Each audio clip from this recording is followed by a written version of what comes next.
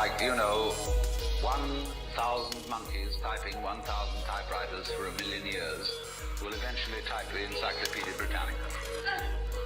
And of course, the moment they stop typing the Encyclopedia Britannica, they will relapse into nonsense. And so in order that that shall not happen, because you and I are flukes in this cosmos, and we like our way of life, we like being human. If we want to keep it, say these people, we've got to fight nature, because it will turn us back into nonsense the moment we let it.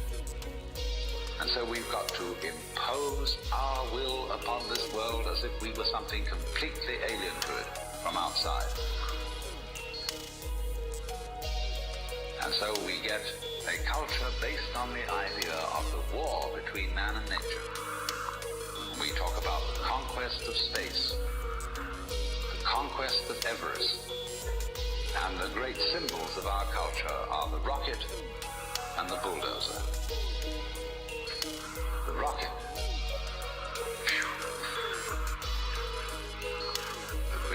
Compensation for the sexually inadequate male.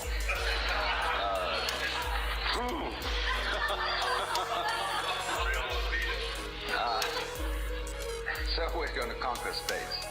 We're in space already, way out. If anybody cared to be sensitive and let what's outside space come to you, you can if your eyes are clear enough. Aided by telescopes, aided by radio astronomy, aided by all the kind of sensitive instruments we can devise. We are as far out in space as we're ever going to get. But, sensitivity isn't the pitch.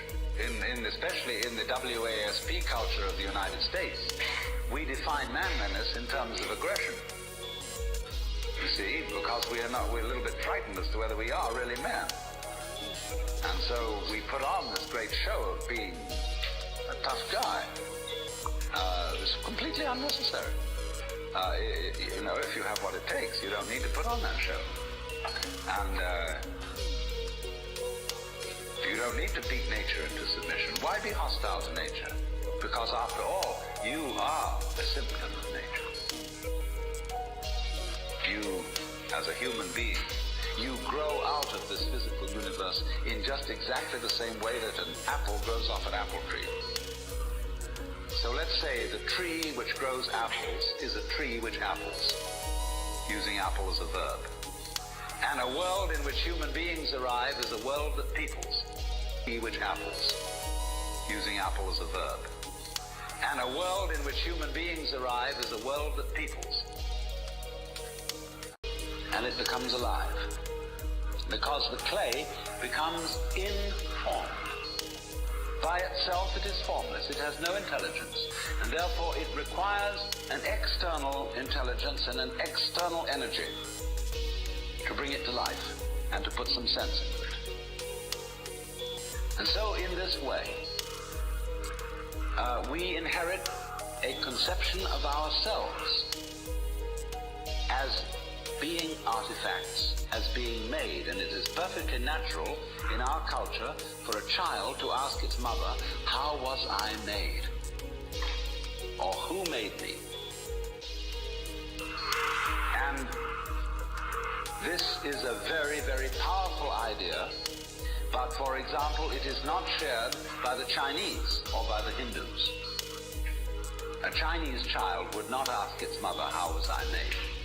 A Chinese child might ask its mother, how did I grow? Which is an entirely different procedure from making. You see, when you make something, you put it together, you arrange parts, or you work from the outside to the in, as a sculptor works on a stone, or as the potter works on clay. But when you watch something growing, it works in exactly the opposite direction. It works from the inside to the outside. It expands, it burgeons, it blossoms, and it happens all over itself at once. In other words, the original simple form, say, of a living cell in the womb, progressively complicates itself. And that's the growing process, and it's quite different from the making process. But we have thought historically, you see, of the world as something made the idea being that trees, for example, are constructions, just as tables and houses are constructions. And so there is, for that reason, a fundamental difference between the made and the maker. And this image, this ceramic model of the universe, originated in cultures where the form of government was monarchical. All right, check. 1 2 1 2. Happy Wednesday. Happy 11/11. We're back. Sorry I missed out on Monday. I just didn't get back home until Tuesday. I was way too tired after my weekend birthday. But we're here now. Hello. Hey, how you doing? What's going on? Kite here. And we got happy news. Well, happy news so far. On the lower time frames on Bitcoin, we can kind of forget this for just a hot second. If we are going based off of the medium time frame range, let me turn down the music just a little bit. It's too loud in my ears. We have broken the range, and what seems to be a inverse head and shoulders, which is a good sign. If it's a bullish pattern and we break the range, I'm way more likely to enter it, and I have. But back here, this was a bear flag, and it was looking way too similar to the previous price ranges, so I just didn't enter on that. It did not feel good to me. This one, on the other hand, actually looks pretty fantastic with the diagonally slanted inverse head and shoulders. Absolutely what you want to see. We broke the range, so if we do continue to stay above this last local high on the 2 hour at about 15,716, we should be able to make it up to about 16.9, 16.8, somewhere in that region. I don't expect us to go past that anytime soon, because I'm going to display two things here based off of Elliott wave theory that kind of suggests that between 15,900 to 16,900 should be a completion of this 5-wave sequence that we've seen over the past couple of months. Ever since the coronavirus drop is when it first started. After that, we should see a much larger correction. It could be an ABC flat correction, which would last maybe a month or two, or it could be a downwards correction. Either way, it should be pulling back from here, if not building a range for us to scalp in for the preceding months. Obviously, I'm looking for July for a breakout, and we've been looking at this daily ascending wedge here. Now, obviously, it's very clear we have broken out of it to the upside so far. I can't deny that anymore. I'm not going to say that we're going to go back into it anytime soon.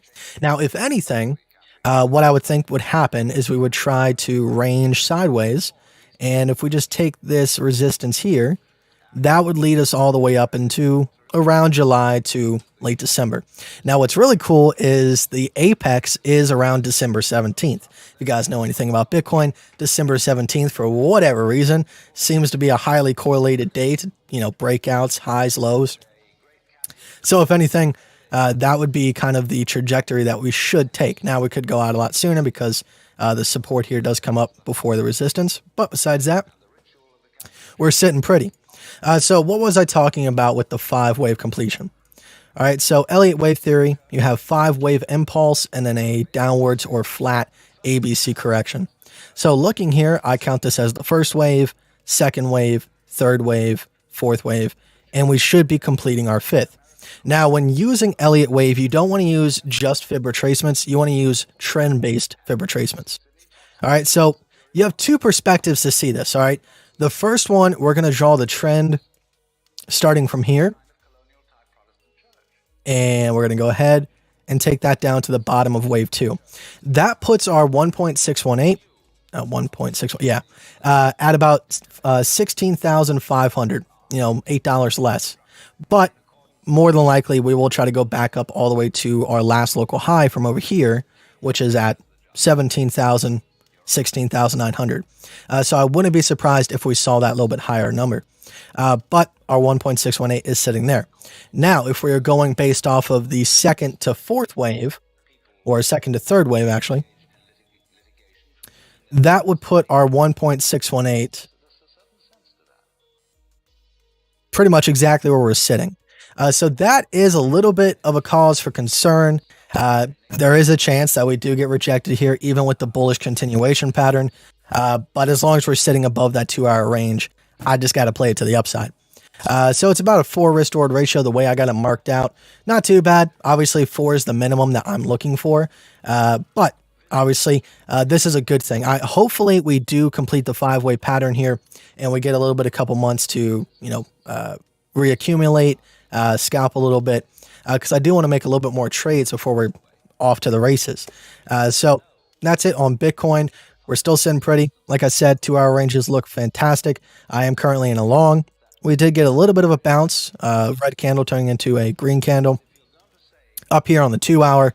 And this is how I have my trade marked out. I entered around here, and I have my stop loss right below about 1.5%. Actually, I think it was a little bit lower because I didn't get wicked out. I think it was about 1.8%. And obviously, I'm looking for us to go back up to that resistance. So about a 4 risk reward ratio, looking good to me. With the bullish continuation pattern, I'm pretty confident on that one. Let's go ahead and check out the daily chart RSI. Unfortunately, we still have the bearish divergence. So obviously that is still telling us that this could possibly be coming to an end soon, which lines up with the technical analysis from Elliott Wave. So it makes perfect sense in my mind. And like I said, more than likely, we'll try to go back down and retest the diagonal resistance from this ascending wedge. There is a chance that we do go down to the support of the ascending wedge, which as long as we stay within it, I'm fine. And I'm sure that will build some sort of pattern that we can start seeing later on. So let me go ahead and start saying hi to you guys before I get too distracted. David first. Hey, what's up, man? How you doing? Mark, hey, Kite. What's going on, man? What's up, Isaiah? Radosh. Hey, Kitty Kite. What's up, man? What's up? What's happening? Happy belated birthday, old man. Yeah, I'm 21 now. I can go legally kill myself with cigarettes. Isn't that awesome? Just kidding. It's not awesome. It's not. I feel like, God, I feel like 21 is such a weird age because you're an adult. But if you're not an adult. You don't think like an adult when you're 21 years old.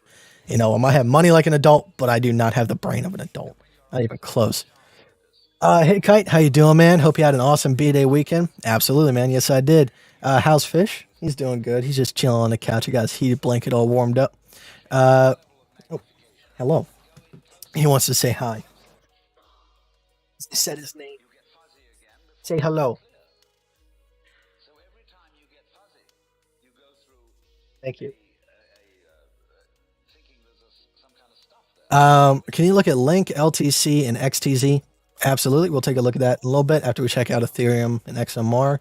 Hey, Kite, celebrating my birthday currently. I'm definitely going to rewatch this, but cheers. Dedicating this next short shot to you in the Telegram group. Thanks, man. I appreciate it. Thanks for dedicating the shot to me. Happy birthday, man. I appreciate it, man. All right, Kite, long time no see. Good to see you again. Thank you, Crypto Cowboy. Happy to see you again as well, man. Where would you enter? Do you think a confirmation on a higher time frame is needed now to enter a breakout trade? Not necessarily. I mean, on the 2-hour time frames, we already have one candle closing above. We have one coming back down to retest. So, I mean, now is a good time as any. I mean, obviously, I'm looking at averages. If you're looking at wicks, you might have a little bit of hesitation when it comes to possibly a double top off the wicks. But you guys know me. I look at averages. That's how I play. Yes, sometimes it does get you in a little bit of trouble, but more often than not, it's an early warning sign that we're going to have a breakout anyways. Let's go ahead and check out ETH real quick. ETH has gotten a fantastic bounce. I don't know if we're past that resistance that we were looking at yet. No, but we are going up to retest it currently, which is a good sign. We are above the last local high on the 2-hour. Right here at about 462. So as long as we can hold above that, we should continue up to test 482, unless we've got a wick there that I did not see. Pretty dang close, so who knows if it's going to come all the way back down. Like I said, last time we looked at Ethereum, we were looking at the daily macros, and the way that I see it, this is the last shelf of resistance. Obviously, there's a couple rejections in between, but there's nothing long-standing or significant enough until we get to 800. So if we can get past 482, that could be potentially a good swing trade to get into. Obviously not financial advice. I'm just showing you my opinion and my technical analysis. But 482 seems to be the place that if we can break past that, we should have a lot of momentum from this target of the inverse head and shoulders to get us up into the mid 500s, maybe low 600s. And then past that point, we might range for a little bit. But as long as we still stay above 482, we should get up to 800, which is fantastic. Obviously, 800 is the next resistance point. So once we get past that, I mean, it's pretty much all the way back up to 13,000, not 13,000, 1,350. Hopefully, I can say 13,000 on Ethereum soon, maybe by the end of next year. But once we get past that, I mean, it's off to the races, just like everything else. All right, let's go check out Monero. Monero coming back down to retest the horizontal resistance of the larger double bottom. As long as we can stay above 116, we should be able to get a bounce there. And like this is looking, let's go down to the 2 hour. This looks like it wants to form a descending triangle in sort of a bullish continuation pattern. So I wouldn't be surprised. You can see we already got a couple wicks down here to 111. So I would be watching this descending triangle. I wouldn't exit a position that you took off of 116 unless your stop loss is pretty close until this descending triangle is broken. If it does go all the way down to capitulation, we should end up somewhere around like 107. But obviously on the 2 hour charts, we do have a couple layers of support around 112. So 112 might be a possible better entry point if we do continue to stick to that horizontal. But macros look good. Like I said, 116 is the daily horizontal resistance. So obviously it's going to be a little bit different on the 2 hour. But just like I said, 165, 145 is the next major resistance. Once we get past that, we should be able to shoot all the way back up to 290. And then we got about 2 more layers of resistance closely packed together. But after that, after we pass 431, off to the races. That's my new catchphrase when it comes to price discovery. Off to the races. All right, let's go check out LTC. Pretty much a fantastic pattern coming in. Looks like we are getting a rejection off that diagonal downtrend that we've been sitting in for the last couple of years. So that was a little bit unfortunate on the shorter time frames, but it's no issue to me. Obviously, this is shaping up for a massive capitulation bull run, unless it's a massive capitulation bear run, but I highly doubt that with things shaping up. So I talked about this in the last live stream. What would my possible plan be when looking at LTC? Now, obviously, if we do come back down to the diagonal support all the way down here at about 44, 43, that could be a good time to pick up some Litecoin. I wouldn't throw your entire bag up in there unless you're really, really confident. I'm more in particular looking for an actual breakout and then getting past the horizontal resistance of 66. So I should be entering somewhere around $70 to $66 for my final position on Litecoin. Now, this is a long-term hold. I'm not leverage trading it. I'm not margin trading it. If Litecoin does perform the same as it did last year or last bull run, my bad, we should be looking at a massive pump. So obviously what I want to see is a massive pump because that can get me a sigh of relief and I really don't have to worry about much. But who knows how it'll go. You know, history rhymes, it doesn't repeat. So we'll see. But like I said, Litecoin, it's such a damn good pattern to trade. These larger capitulations. When I talk to my students, typically I say, you know, just play the range horizontally. But when it comes to these capitulation plays, if you can set them up properly, you can get a 100% win ratio on them and be a little bit more risky. So when it came to Bitcoin, this is one of the examples I gave one of my students. So I was telling him, because he was saying, you know, he trades completely differently than I do, and mine is so much more simple.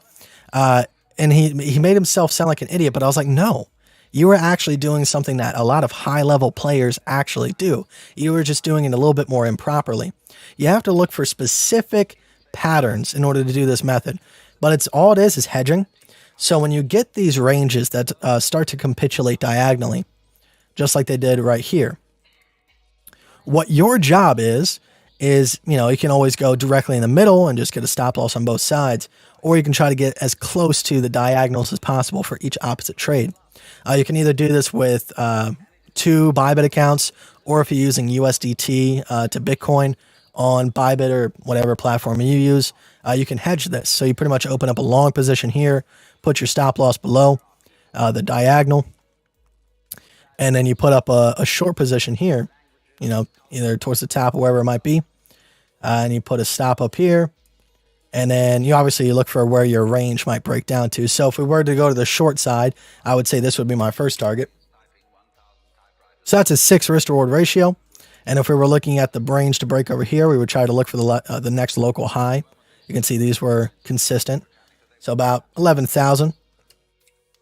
And then this is your next local high. So you could have taken your profits here, or if you were being a little bit more extravagant, you could have gone for this last local high. But that one right there, that would have been a 5.41. Now, you might be saying, well, those aren't the most fantastic risk-reward ratios when you're looking at a larger pattern like this, especially when you're pumping, 17%. You should be able to make a couple 100% off of that rather than, 50 or 40%, whatever you might be using for leverage. But like I said, you're guaranteeing yourself one of these are going to be winners. So if your normal risk is about 2%, this is not financial advice, but you could bump it up to 6%. Therefore, instead of making, 10.8% to your portfolio in terms of Bitcoin, you could be adding possibly 34%, 35%, somewhere in that ballpark. So I just want to kind of share that tip with you guys. If that situation ever does arise again, you guys can be prepared for a move like that. All right, let's go check out, let's see, what was the other coins? XTZ and Link. So we'll check out Link first. All right, so Link actually is doing a very, very good job. We're starting to see price get above this local high over here at about $12, $13. So as long as we consistently stay above that. Now, we did wick above it here, came back down to retest. So there's no telling how this could end up. Obviously, you do want to see it get above 1332 now, since you did see a pretty large rejection there. But that range still stands still. Now, this is actually a little bit harder because I didn't really notice this, but this actually has a red box zone, flip-flop region. All right, you can see we have horizontal resistance here and horizontal resistance here. So that is no doubt we probably wicked up to that. Yeah, we did. All right, so I would say if you want to be ultra confident on it, I wouldn't say wait for $13 to break. I would say wait for $13.74 to break. That's a much more guaranteed play than that one because you have this thick layer of resistance rather than a singular line. And you're going to have to excuse me real quick. I have to go to the bathroom really bad. I usually try to do it before the stream, but I'll be right back. Thanks for being patient. I'll turn off the music just a little bit. Let's see. Using Apple as a verb. And a world in which you was in the group said Be right back. is a noun. She was quite right. A noun isn't a part of nature, it's part of speech. There are no nouns in the physical world. There are no separate things in the physical world either. See, the physical world is wiggly. It's something like this.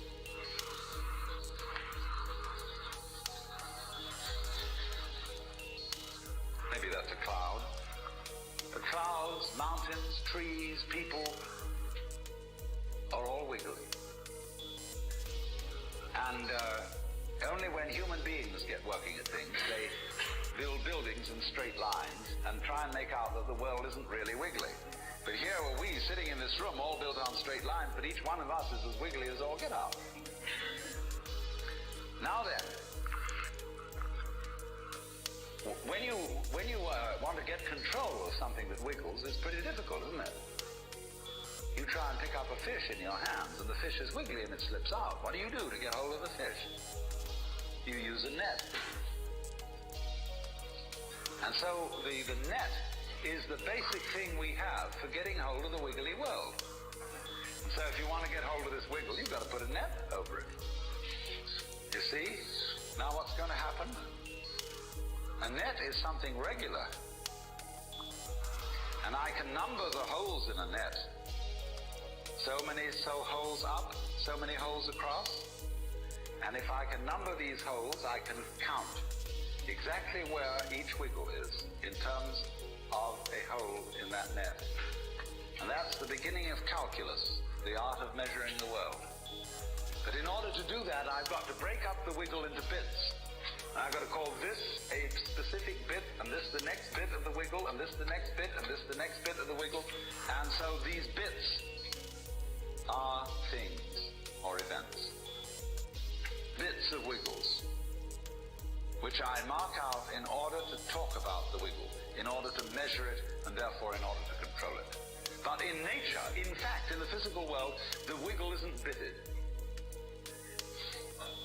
Like you don't get a cut-up fryer out of an egg. But you have to cut the chicken up in order to eat it. You bite it. But it doesn't come bitten. So the world doesn't come thinged. It doesn't come invented. You and I are all as much continuous with the physical universe as a wave is continuous with the ocean. The ocean waves, and the universe peoples. And as the wave, I wave at you and say, you. The world is waving at you, at me with you. And saying, hi, I'm here.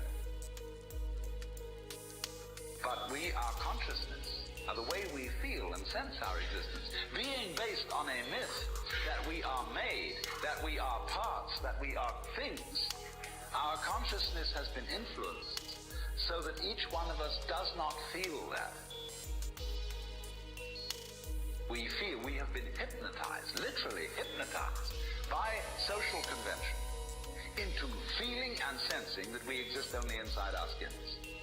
That we are not the original bang, but just something out on the end of it. And therefore we are scared. I'm back. Sorry about that. All right, where were we?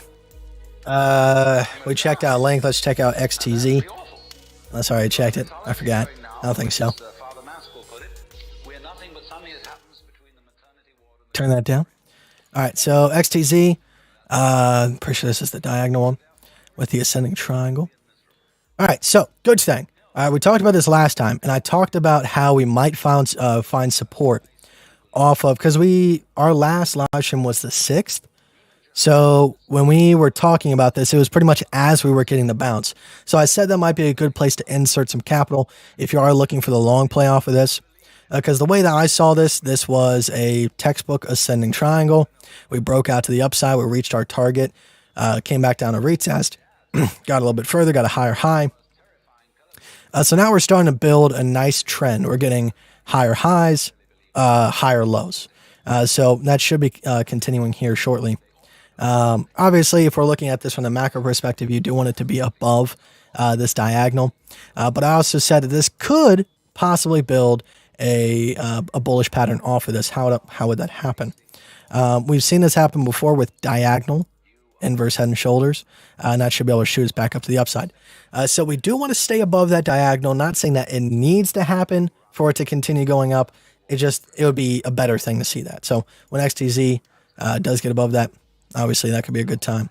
Kind of miss your chance on that local low right there, but no shame, no shame.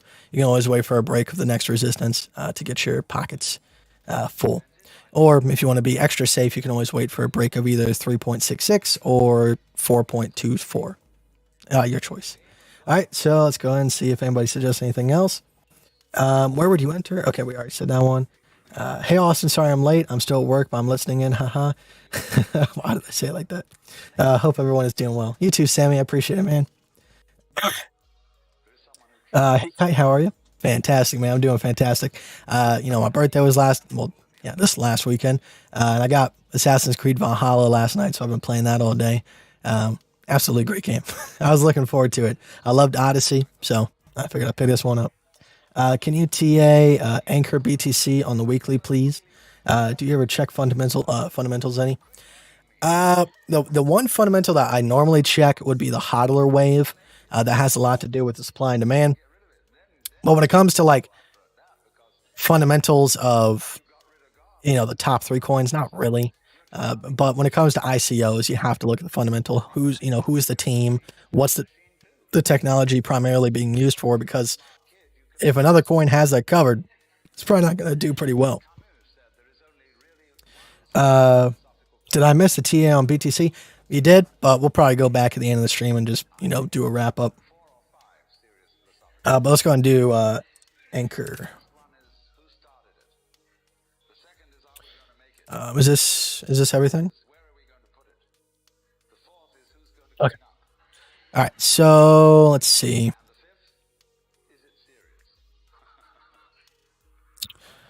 Well, not really. Unfortunately, it isn't a head and shoulders pattern right now. So if you do happen to break past 46 satoshis, you're probably going to head back down to this rounded bottom.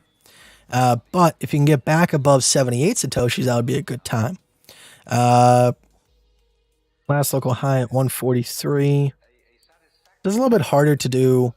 It's a little bit harder to do technical analysis on, but we'll try.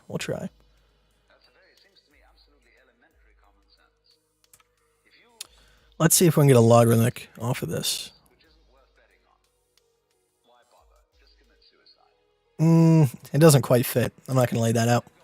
But when it comes to short-term time frames, this is a daily chart, obviously. But you're looking at resistance around 125 satoshis.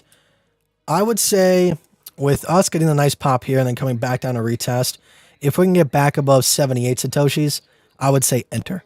I mean, obviously my personal opinion, not financial advice, but that'd be a good time to enter.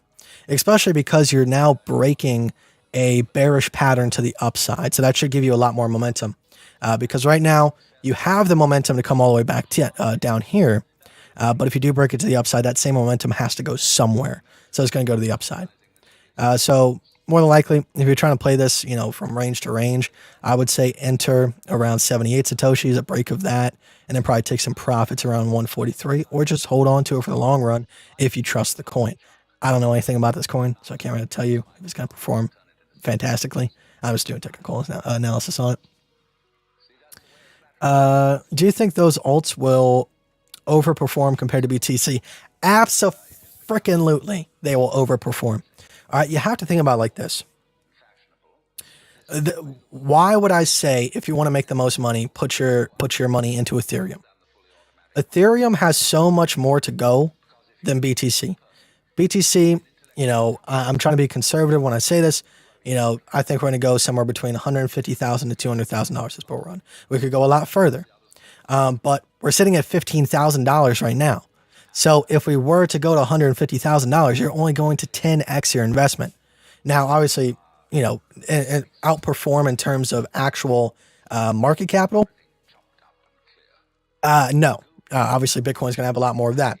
But it takes a lot more to move the price on Bitcoin. So when you have these massive influxes of capital moving into other altcoins, such as Ethereum, we can go much more in terms of percent. So right now, if you would have gotten a buy at the horizontal resistance of Ethereum, which I believe was I can't remember it off the top of my head for some reason. Yeah, 326. So that's why where I entered. If we do happen to go to $20,000 to $30,000, that could be anywhere between 50x to 80x your investment simply holding. Now, if you apply like a 2x or 3x long that you're going to hold for a while, even with funding rate, you're going to make 200 times your investment. So yes, Bitcoin, Big Papa, much secure. But when it comes to making money, you have to look at other potentials. Last bull run, if you were on Bitcoin, you would have done phenomenally well. But if you're in this, obviously you want some money in Bitcoin, this bull run, but it's not going to do as well as these other altcoins, such as Litecoin and Ethereum. There's much more potential in those ones than there is in Bitcoin. So just my personal opinion. That's why I've been telling my family members and friends that don't exactly want to trade, but they want to invest. I say, if let's say you have 100%, how would I divvy that up if you're just looking to buy and hold? I would say put like 25% of it into Bitcoin, 50% of it into Ethereum, and then 25% of it into Litecoin. Let it ride.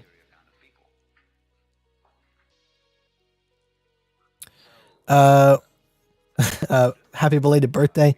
Best wishes from Peruvian Crypto and Bitbird. What's up, guys? How you doing? Dynamic duo out there. Kite, what up, dude? What's up, man? How you doing? DeFi index looking ripe. That's what's up, man. Oregon decriminalized small amounts of drugs. Thoughts? I obviously I don't think all drugs should be legal. I think psychedelics should be legal. Um, Obviously you can't be driving. Obviously you can't be out in public. It's just like public intoxication. I think if you're doing it in the privacy of your own home or on your private property, they should be legal. Um, but other stuff like you know synthesized amphetamines, uh, those are not not to be screwed up with. Okay, that's all I gotta say. They're not to be screwed with. So I think weed, mushrooms, LSD, that kind of stuff. Uh, I would prefer that it's not legal publicly, but I would love to see like retreats. Like how in Peru and the Netherlands, you go and you book like a professional setting where there's people that are trained to handle it, and they take you through the process. If we had that here in the United States, I think it would just be a lot better. I don't think it should be legally, allowed to the public, but legally allowed to the public in a professional setting. That's my opinion.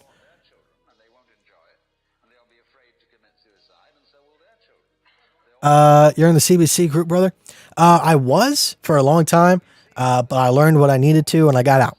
That was, that's what I did. But I've always recommended Crypto Bitcoin Chris as if you guys want like a much cheaper version of me. I got my start with Bitcoin Chris. Since then, I've added different things. Tried different things, but definitely a great guy. I remember the day that he contacted me and he was like, "Hey, I need to call you," and I was like, "Oh my god, this is the best day of my life." I was so excited.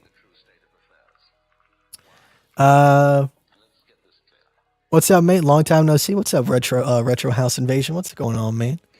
Just jumped in. BTC up or down? We're on the top of a triangle now. Don't know what way to choose. Guide me, please. I'll give you my opinion. I'm not going to tell you what to do. I don't think I want to see a bunch of people walk around like around on Zoomers. Yeah, me either, man. I mean, pretty much that's what people are doing today. People are on Adderall all the time. Adderall and painkillers. It's just infection from a productive-based economy. All right, so let's talk about BTC. Let's wrap it up with that. All right, so BTC. We talked about the possibility of getting a rejection around 16.9, which is a resistance on the daily. Obviously, once past 16.9, $19,100 is our next local high. Obviously, that's what we're looking to break in order to start this massive bull run. Last local high would be 12,000, 12,500, call it even. So if we were to go back down and retest any horizontal, I would say 12,500. We could also go down to 12,200 because we might want to go back down and retest this rather than the actual local high on the smaller time frames, of course. Now, the reason why I said that 16.9 to 16.8 is possibly going to be our actual turnaround point to go retest some of the lower supports and resistances. For one reason, this is based off of Elliott wave theory. So we completed a 1, 2, 3, 4, and now we're searching for a fifth. Now, using the trend fibs here, we can say that our fifth wave will possibly end somewhere around 16,438 to 16,900.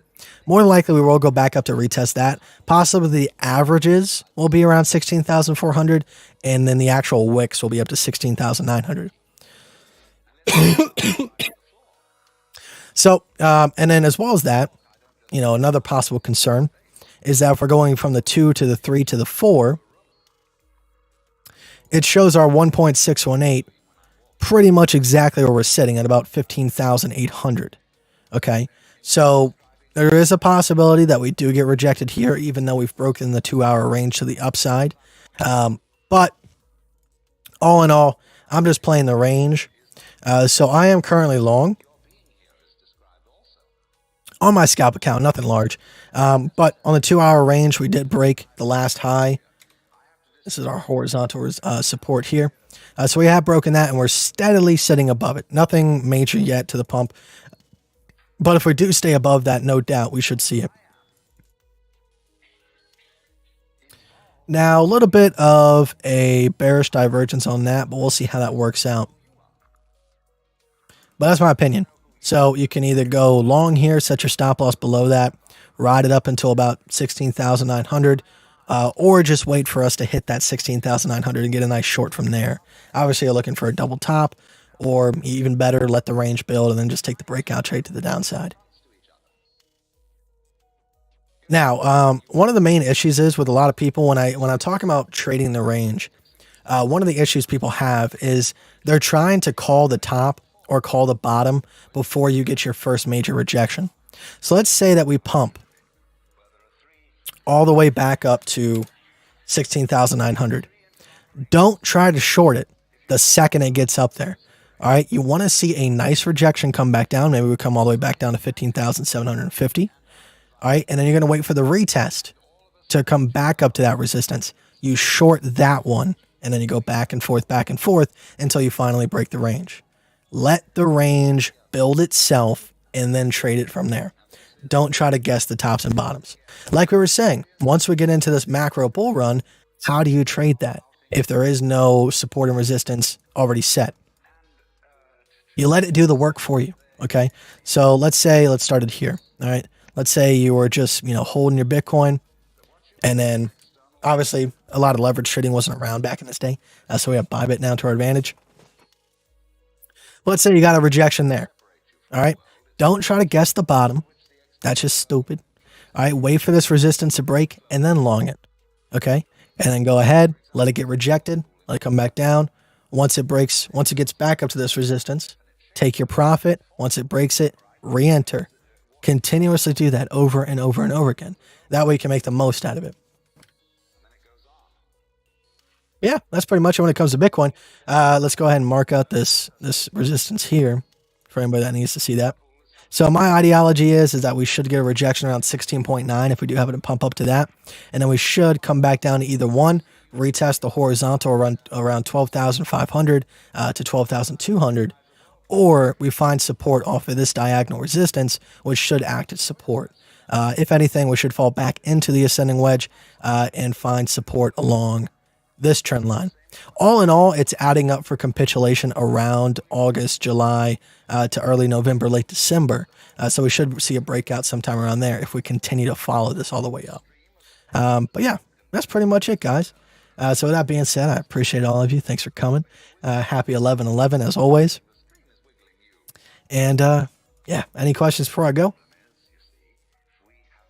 Compared ETH to BTC since the last bear market, both 400% till now.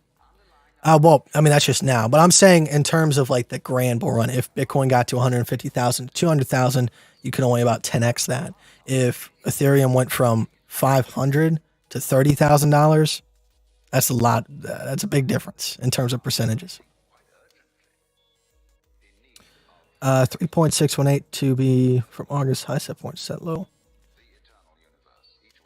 Can we be buddies? Absolutely, man. We can be buddies.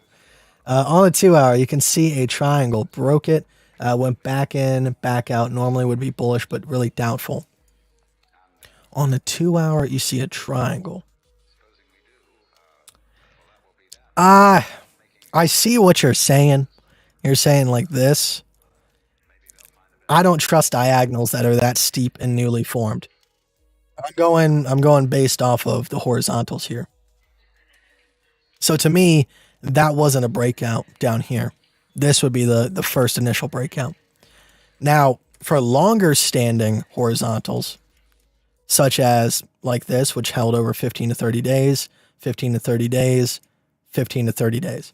Those are the diagonals that I trust.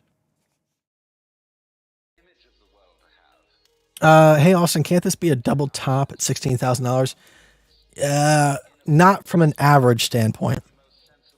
But most definitely, if you're looking at the wicks, it could be. That's why I said different structure, different folks. Everybody's got a different play style. I play off the averages.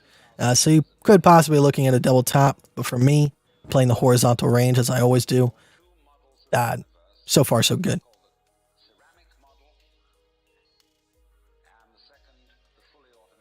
Got a question?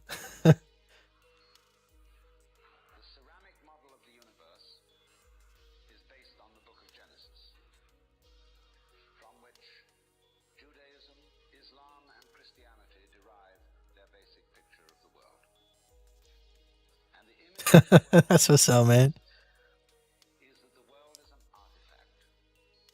I do not know why, but like I got like maybe 10 hours of sleep last night and I'm still tired. When I get tired, does anybody get this? I get like oily eyelids, and when I blink, they like kind of stick. It's such a weird feeling. I hate it.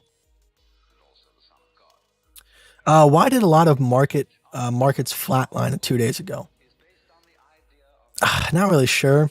In terms of what markets do you mean like the S&P and stuff?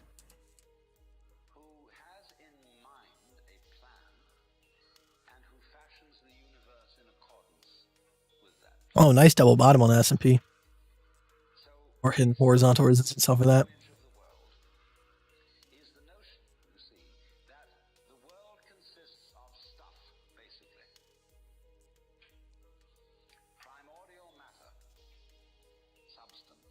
This is strawberry banana. I'm vaping it because it's the last flavor I got before I got to go buy a new one. It's all right if that's your type of flavor. I didn't really like this one. It was good enough to have it. But I like menthol flavors. This is a mango ice. I like menthols. What do you think about BTC pulling away from gold? I don't think it's too big of an issue.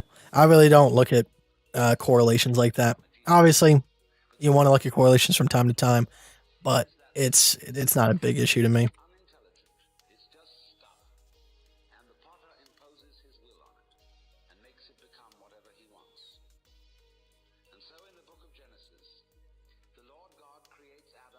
I want to say this is a good thing, but possibly it might not be. Does look like it's in some sort of bull flag. If not, it's turning into a descending triangle, which could be bad. Could be going back down to retest. Who knows? Not a big gold guy.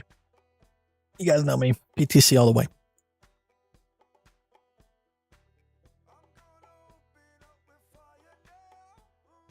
I think a lot of if that might be due to a lot of the coins trying to solidify supports. So for Bitcoin, we broke out of the $13,000 high over here. So obviously we're going to have a massive run on that. When it comes to like Ethereum, for example, kind of flatlining for a little bit. One, it's solidifying support along the local high of the double bottom.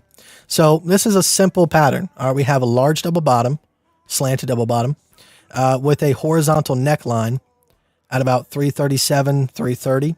So we were trying to solidify support as well as that. We were forming a inverse head and shoulders to have more momentum to break out above the next resistance. So markets flatlining are not a bad thing. It's a lot of newer traders, like let's say you take like a breakout trade, for example, above a resistance, and you're hoping to get to, okay, let's say you're at $50 and you take a breakout trade at 51 and your target is $100 because that's your next local high or next resistance that you're looking for. Let's say it gets up to 75 and then starts flatlining. A lot of people would pull their money out because they're getting unconfident. They think that slow market movement equals bearish. No, a lot of the times, one, it's either trying to solidify support or form a pattern for continuation, which can take some time depending on the time frame and the level of resistance that you're looking at.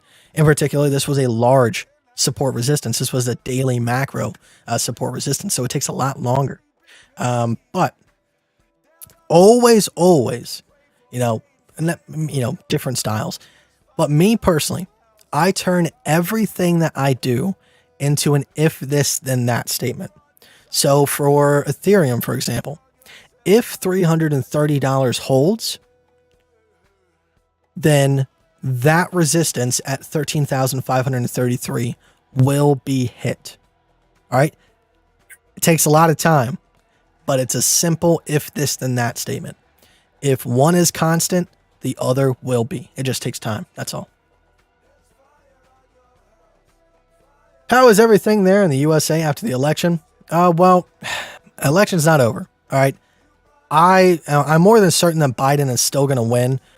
but it's still going to the Supreme Court. So until that's all figured out, I can't say the election's over. I don't care who wins, but I'm just following the rules. But everybody seems to be happy. I mean, it is what it is. It's kind of funny though. So all these major cities were boarding up their windows just in case there was riots. And if Trump would have won, there would have been riots. But Biden won, and there was no riots. So I think that gives a big inkling to who is the one or the group that is riding the most. Not trying to throw shade. I'm just saying a little bit of a quinkadink. I'm back on the pods. Yeah, pod system is great, man. I had a RPM. I had a purge pod system, which was absolute dog poop. Don't buy that. I spent $140 on it because I thought it was going to be the shiznit. Was not. It was just overpriced. Do you have a small Bybit account with low leverage long for the coming bull run, or will it be eaten up by funding? I do. I have it for multiple assets. Ethereum being one of the bigger ones. I do have a long open from about 332. Stop loss slightly below. Obviously a good percentage. And I'm looking to hold that for a very long time. And if everything comes out right, I should be able to make about 200 to 1 on my dollars. So obviously with funding, it will eat into it, but it's not even going to be close to what I make. All the riots are staged. Yeah, I know they did that in Hong Kong, and I'm sure they could do it here as well, but I don't know. Chris, good evening, man. What's going on, man? All right, guys. With that being said, we're coming up on about 52 minutes. I appreciate your time tonight. I'm very tired, but I'm still going to go play Valhalla for a little bit before I pass out. But yeah, as always, trade safe. Think like a bot, trade like a whale.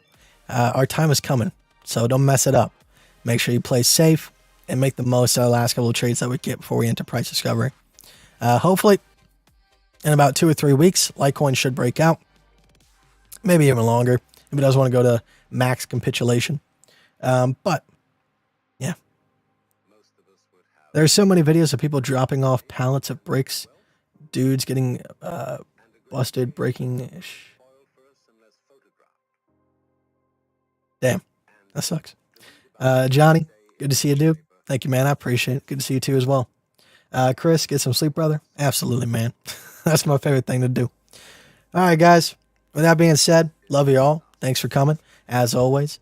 If you guys want to help out the channel and support giveaways for the future, there's a Bybit affiliate link. That's the first one in the description. If you guys sign up with that, I'll be able to get a little bit of your market fees, which, I mean, you're paying them anyway. So if you give some to me, you guys get 80% of it back. It's a good win-win situation. As well as that, if you guys want to sign up for the Patreon, for the Telegram group, or for lessons, that's in the description as well. If you guys want to contact me on Discord, just, one-on-one, you can always hit me up on there. It's in the description. It's Kite #2136.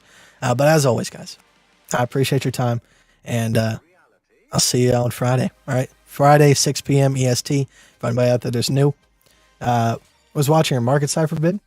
I haven't used Market Cipher in a long time, but that's one of my best performing vids. I think one of them has like 22,000 views, if I'm not mistaken. It might be the Gone Fan one. But either way, I appreciate it all. All right, guys, my throat is not moist. I don't know how to say it. My throat's dry. Peace out. I can't talk anymore. All right, guys, have a good night. I'll see y'all on Friday. I'm trying to figure a way to do this. Bah.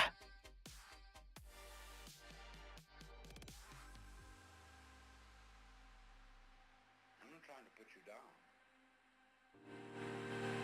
It's an expression of you as you are. One must live. We need to survive, to go on. We must go on.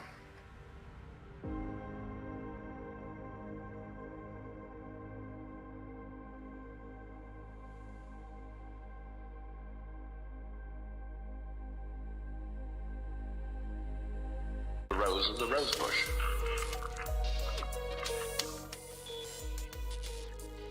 The Earth is not a big rock infested with living organisms, any more than your skeleton is bones infested with cells. The Earth is geological, yes, but this geological entity grows people. And our existence on the Earth is a symptom of the solar system and its balances, as much as the solar system in turn is a symptom of our galaxy. And our galaxy in its turn is a symptom of the whole company of galaxies. Goodness only knows what that's in. But you see